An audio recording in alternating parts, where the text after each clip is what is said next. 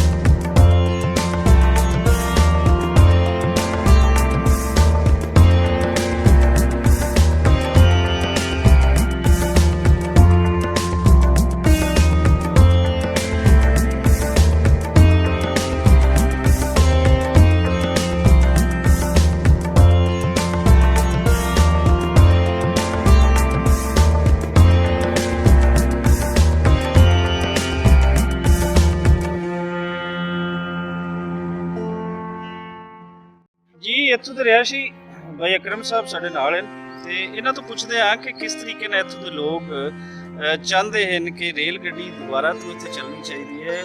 ਪਹਿਲੇ ਦੀ ਰੇਲ ਗੱਡੀ ਕਿਸ ਤਰੀਕੇ ਨਾਲ ਲੋਕਾਂ ਨੂੰ ਸੌਖੇ ਸਨ ਆਉਣ ਜਾਣ ਵਾਸਤੇ, ਕੀ ਆਖਦੇ ਹੋ ਭਾਈ ਅਕਰਮ? ਸਹੂਲਤ ਇਸ ਟ੍ਰੇਨ ਦੀ ਬਹੁਤ ਸੀ, ਫਾਇਦਾ ਸੀ ਵੀ ਜਿੰਨੇ ਜਨਾਬ ਚੱਲਣਾ ਬੜੀ ਸਾਦਾ ਗੱਲ ਵਿਚਣਾ ਵਾ ਬਹੁਤ ਜਾਣਾ ਉਹਦਾ ਬੜਾ ਹੀ ਸੀ, ਆਰਾਮ ਦੇ ਸਵਾਰੀ ਹੈਗੀ ਕਾਫੀ ਸਵਾਰੀ ਇੱਥੇ ਬੈਠੀ ਸੀ। ਤੇ ਹੁਣ ਲੋਕ ਕੀ ਆਖਦੇ? ਉਹ ਆਖਦੇ ਕਿ ਚੱਲੇ ਲੇਕਿਨ ਨਹੀਂ ਚਲਾ ਰਹੇ, ਫਾਇਦਾ ਬਹੁਤ ਹੈ ਟ੍ਰੇਨ ਦਾ, ਆਮ ਬੰਦੇ ਨੂੰ ਫਾਇਦਾ ਹੈ। ਬਹੁਤ ਫਾਇਦਾ ਸਰ, ਆਰਾਮ ਹੋ ਗਈ ਸੀ, ਬਹੁਤ ਸਫ਼ਰ ਬੜਾ ਆਰਾਮ ਦੇ ਟ੍ਰੇਨ ਦਾ।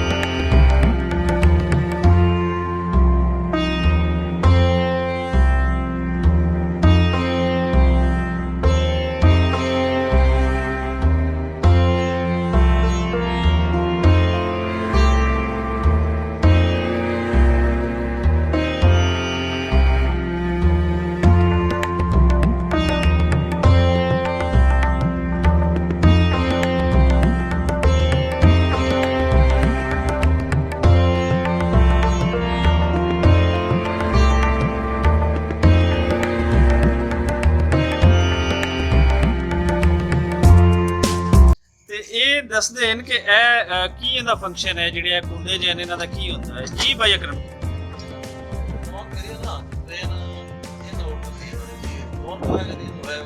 हाँ हाँ,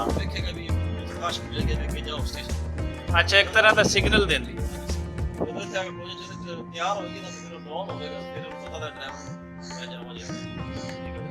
अच्छा, तो ये दसो भी इत्थों दे एरिया दे लोगों को पता है भी अगे रेलवे स्टेशन कित्थे तक जांदा है? हाँ हाँ, मतलब पाकिस्तान दा हुण जिहड़ा है अपना ये आखिरी रेलवे स्टेशन यही बनता है।